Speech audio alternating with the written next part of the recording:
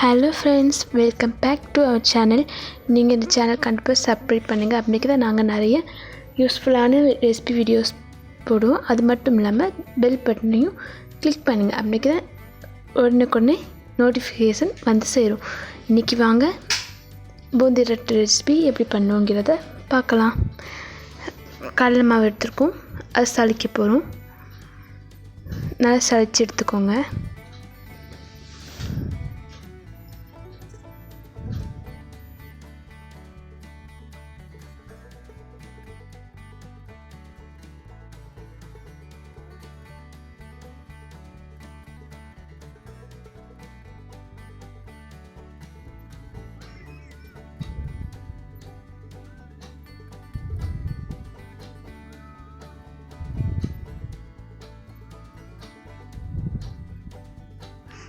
மாவு இது போல் சளிச்சு எடுத்துடலாம்.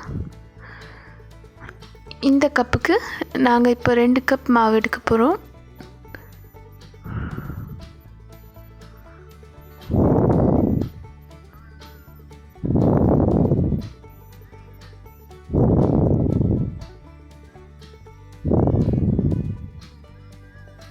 மாவு கரைக்கிறதுக்கு முன்னாடி சீனியை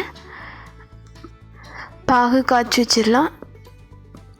சீனி நாங்கள் 1.25 கப் கிட்ட எடுத்தோம்.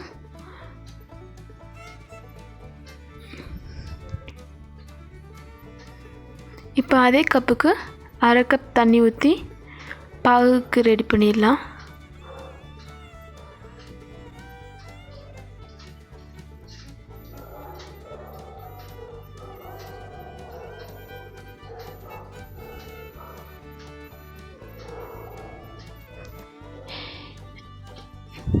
இது ரேசன் சீனிங்கிறதால கொஞ்சம் லைட்டாக மஞ்சள் கலரில் இருக்குது. ஆனால் லட்டுவில் நல்ல டேஸ்ட்டாக இருந்தது. இனிப்பு சுவை அப்படியே தான் இருக்கும். பாகு காய்க்கும் போது அப்படியே மாவும் கரைச்சிடலாம். மாவு அளந்த கிண்ணிக்கு ஒரு 3/4 கிண்ணி அளவுக்கு நாங்கள் தண்ணி ஊற்றி மாவு கரைச்சோம். தண்ணியாகவும் இல்லாமல் திக்காகவும் இல்லாமல் கொஞ்சம் தோசை மாவு பதத்துக்கு கரைச்சி எடுத்துடலாம். கட்டியெல்லாம் இல்லாமல் நல்லா மாவு பசிச்சு எடுத்துடலாம்.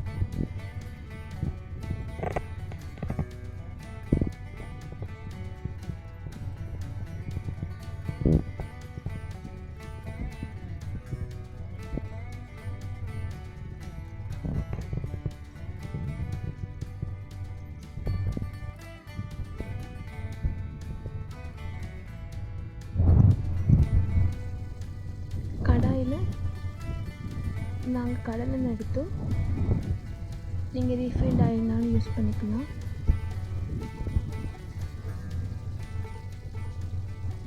எண்ணெய் நல்லா சூடாக இருக்கணும். இந்த சைடு சர்க்கரை பாகு ரெடி ஆகிட்டுருக்கு.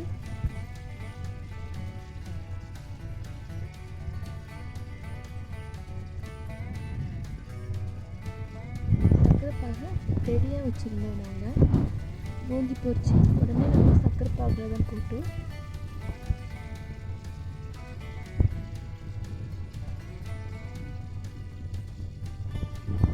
ஒரு கம்பு பதம் சர்க்கரை பாகு வந்திருக்கு.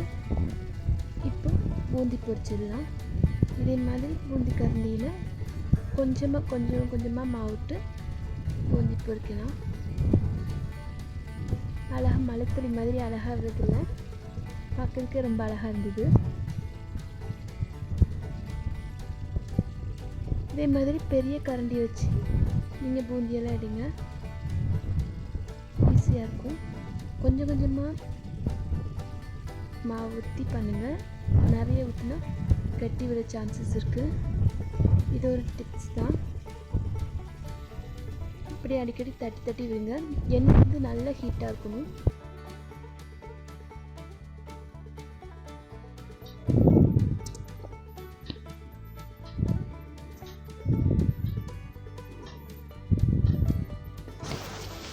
இது நாங்கள் 2வது முறை பூந்தி போடுதோம். ஃபஸ்ட் முறை அப்போதே போட்டு எடுத்தாச்சு. லட்டு பிடிக்கிறதுக்கு லைட்டாக வெந்தால் போதும். ரொம்ப நேரம் எண்ணெயில் விடாமல் டக்குன்னு எடுத்துருங்க, இல்லைனாக்கி அது வந்து கொஞ்சம் கிறிஸ்பாயிரும்.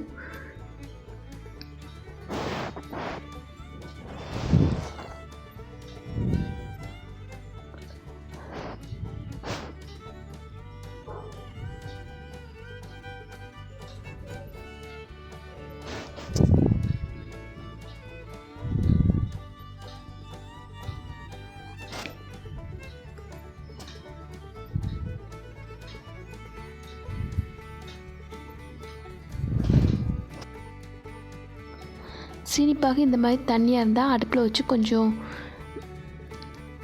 கிண்டி விடுங்க, சீனிப்பாகு கட்டியாயிரும்.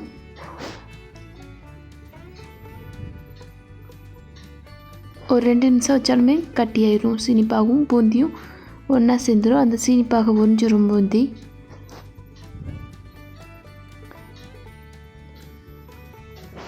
இப்போ இதுக்கு நெய்யில் முந்திரி கிஸ்மிஸ் வறுத்து போட்டுடலாம்.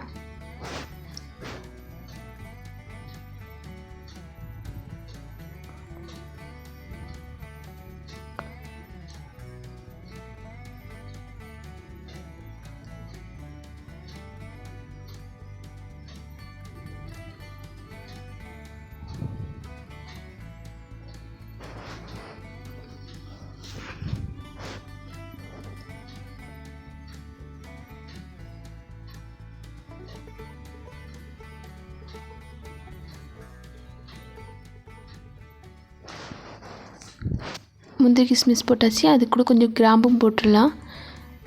கிராம்பு நல்லா வாசனையாக இருக்கும். இதுக்கு நீங்கள் பச்சை கற்பூரம் வேணாலும் போட்டுக்கலாம்.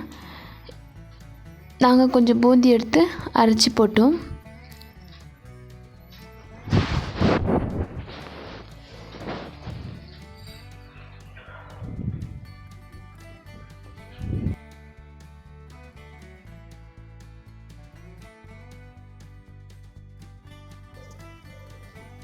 இதில் கொஞ்சம் ஏலக்காய் பொடி ஆட் பண்ணிடலாம். இப்போ லட்டு பிடிக்க ஆரம்பிச்சிடலாம்.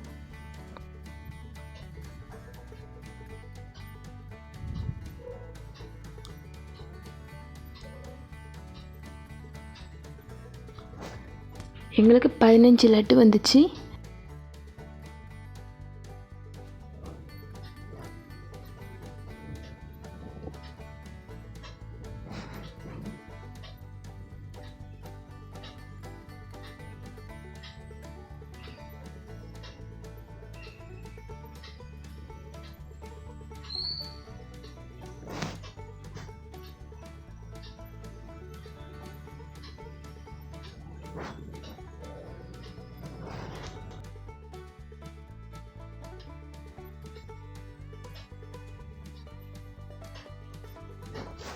இந்த ரெசிபி உங்களுக்கு கண்டிப்பாக பிடிச்சிருக்குன்னு நினைக்கிறேன். இதை ஒரு முறை செஞ்சு பார்த்தாலும் திரும்ப திரும்ப செய்வீங்க. நல்ல டேஸ்ட்டாக இருந்தது. கண்டிப்பாக இந்த ரெசிபி உங்களுக்கு பிடிச்சிருக்குன்னு நினைக்கிறேன். உங்கள் வீட்டில் கண்டிப்பாக ட்ரை பண்ணி பாருங்கள். எப்படி இருந்துன்னு கமெண்ட் பண்ணுங்கள்.